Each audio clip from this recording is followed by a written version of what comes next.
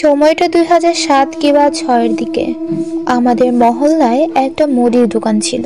সেই মুদির দোকানটা ছিল আলী চাচার। আলী চাচার বয়স আনুমানিক 60 বছরের মতো হবে। অবশ্য চাচাকে দেখে মনে হয় না তার 40-এর বেশি বয়স।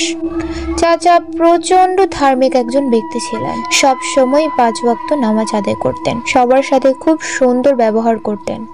এসব ছাড়াও উনি বিশেষভাবে পরিচিত ছিলেন আরো দুটি কারণে। উনি ঝাড়ফুঁক করতেন এবং কাক ডাকতে পারতেন। যেমন উনি কোথাও দাঁড়িয়ে কাকের মতো শব্দ করলেই মুহূর্তেই সেই এলাকায় ছেয়ে যেত অসংখ্য কাক। এত এত কাক ঠিক কোথা থেকে আসতো কেউই জানতো না। লোকমুখে শোনা যেত তার স্ত্রী নাকি পরী ছিল, সে সংসারে ছেলে মেয়েও আছে। চাচা একবার গল্পের আসরে বসেছিল।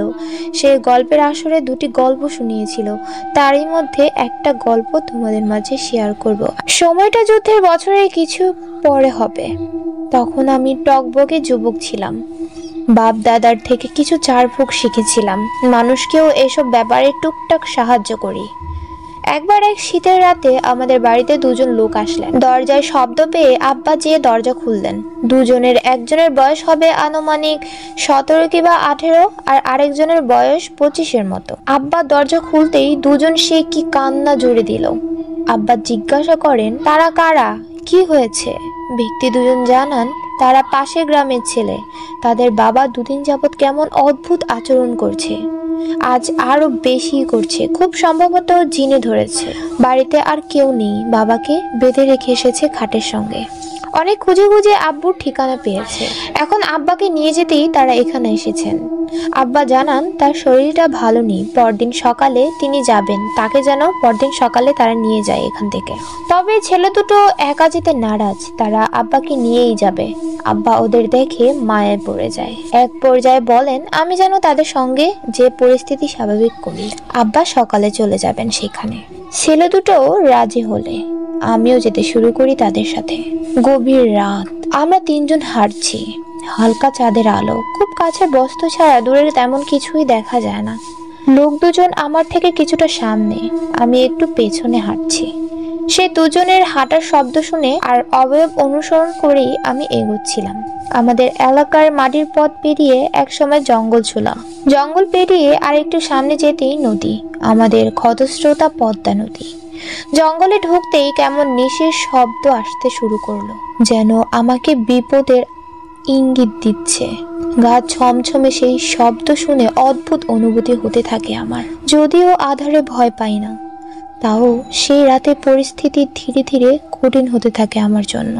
আমি দুজনকেই ডেকে বললাম আমার জন্য দাঁড়াতে। একসঙ্গে আমরা তিনজন মিলে যাই। দুজনের কেউই আমার কথা শুনলেন না, কোনো উত্তরও দিলেন না। তবে আমি শব্দ শুনে বুঝতে পারি তারা আমার থেকে বেশ এগিয়েই গিয়েছে। আমরা তখনও জঙ্গলের মধ্যভাগেও যাইনি, হাঁটছি তো হাঁটছি। এক পর্যায়ে আমি তাদের থেকে হারিয়ে গেলাম। তাদের আর কোনো সারা শব্দ পাচ্ছিলাম না আশেপাশে। আমি ডাক দিই, তাদের চিৎকার করে ডাকি, না, তাদের আর কোনো পাত্তাই নেই। আমি যেন এই মধ্যরাতে সেই ভয়ঙ্কর জঙ্গলের দিশেহারা হয়ে গেলাম। চারদিক থেকে ভেসে আসছে অদ্ভুত কত শব্দ, ঝিঝি পোকার শব্দ, শিয়াল সহ আরো অনেক অজানা প্রাণীর শব্দ। ভয় বাড়তেই থাকে আমার, সেই সঙ্গে বাড়তে থাকে আমার হৃদয় স্পন্দন। হঠাৎ পেছনে কেমন নড়াচড়ার শব্দ পেলাম আমি।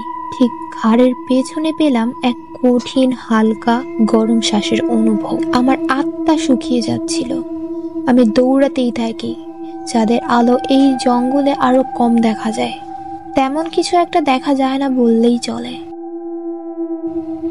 দৌড়াতে দৌড়াতে আমি একটা কিছুর সঙ্গে প্রচন্ড জোরে ধাক্কা খেয়ে পড়ে যাই।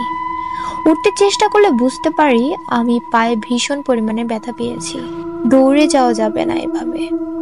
আমি মনে মনে ভাবতে থাকি কি হচ্ছে কি আমার সাথে এসব। এই নিশিরাতে অঘটন কিছু হলে আমাকে কে দেখবে? আশেপাশে তেমন বাড়ি ঘরও নেই, আশেপাশে কোনো মানুষও নেই। ঠিক সেই মুহূর্তেই আমার পিঠে কারোর ঠান্ডা হাতের ছোঁয়া পাই। কি শীতল সেই অনুভূতি, ভাবলেই আমার শির দ্বারা দিয়ে এখনো সত্য প্রবাহ বয়ে যায়। আমি ভয়ের সাথে সাথেই কে বলে ছিটকে যাই। শুনতে পাই ওপাশের কণ্ঠ, আরে আমরা আপনাকে নিয়ে এসেছি, কোথায় পড়েছিলেন আপনি? আমি বুঝতে পারি এরা সেই দুজন লোক। সেই মুহূর্তেই ওদের দেখে ভয়ের মধ্যেও কেমন স্বস্তি ফিরে পাইলাম। হাঁটতে থাকি ওদের সাথে। এবারও তারা আমার থেকে কিছুটা সামনে এগিয়ে হাঁটছিল। হাঁটতে হাঁটতে যেন জঙ্গলের শেষে না এসে অন্য কোনো রাস্তা দিয়ে অন্য কোথাও চলে যাচ্ছিলাম আমরা। আমি জিজ্ঞাসা করি, এ কেমন রাস্তা দিয়ে যাচ্ছি আমরা? রাস্তা তো এইটা না, ওপাশ থেকে উত্তর আসি, এইটাই রাস্তা। উত্তরে কণ্ঠটা এবার অপরিচিত ছিল, কেমন ভরাট ভয়ানক গলা। আমি আরো স্পষ্টভাবে দেখতে চেষ্টা করলে দেখি ওরা আর দুজন নেই, হয়ে গেছে একজন। একটা শরীরের দুটো আলাদা মাথা। অন্ধকারেও যেন তাদের শরীর জ্বলজ্বল করছিল। বিশেষভাবে জ্বলজ্বল করছিল লোকটার গলায় থাকা সাদা কিছু একটা। ওদের ওই অবস্থায় দেখে আমার শরীরের লোম দাঁড়িয়ে যাচ্ছিল। কি হচ্ছে কি এসব? এরা কারা? আমাকে নিয়ে কোথায় যাচ্ছে? আমি আর কিছু না ভেবে উল্টো পথে দৌড় দেওয়া শুরু করি। দৌড়ানোর সময় সূরা পড়তে থাকে, আমার হৃদয় স্পন্দনের গতি আরো বাড়তে থাকে। দৌড়াতে দৌড়াতে আমি আবারও পড়ে যাই গর্তর মতো কোথাও একটায়। এবার পড়ে যেয়ে আর আমি জেগে থাকতে পারি না, জ্ঞান হারিয়ে ফেলি। আমার জ্ঞান ফেরে নদীর তীরে। সময়টা তখন দুপুর। আব্বার সামনে, সাথে আমার চাচা চাচাতো ভাইয়েরা। তারা জিজ্ঞাসা করে কি হয়েছিল আমার সাথে, আমি পড়েছিলাম কেন, রাতে ওদের গ্রামে গিয়েছিলাম কিনা। আমি আর কিছু বলতে পারি না। তৎক্ষণাৎ বাড়িতে নিয়ে যাওয়া হয় আমাকে। বাড়িতে নেওয়ার পর কিছুটা সুস্থ হলে আমি খেয়াল করি আমার সারা শরীর জুড়ে কেমন লম্বাটে আঁচড় আর ছোপ ছোপ দাগ রয়েছে, রক্তের মতো। জায়গাগুলোতে অসম্ভব ব্যথা। আমি নিশ্চিত ছিলাম এটা কোনো অসুখ নয়, এটা সেই রাতের ঘটনা থেকেই উপদ্রব। পরিবারকেও জানাই আমার সাথে কি কি ঘটেছিল। আমাকে দাদা তাবিজ দেন, আব্বা শুধু বলেন বেঁচে গিয়েছিস এবারের মতো। তবে রহস্যটা একটাই থেকে যায়, আমি গর্তে পড়ে গেলে তাহলে নদীর তীরে কিভাবে গেলাম? আলী চাচার থেকে শোনা অন্যান্য ঘটনাও আমি সময় পেলে আপনাদের মাঝে শেয়ার করব। আজকের মতো এইটুকুই। কমেন্টে জানাবেন আজকের গল্পটা কেমন লেগেছে।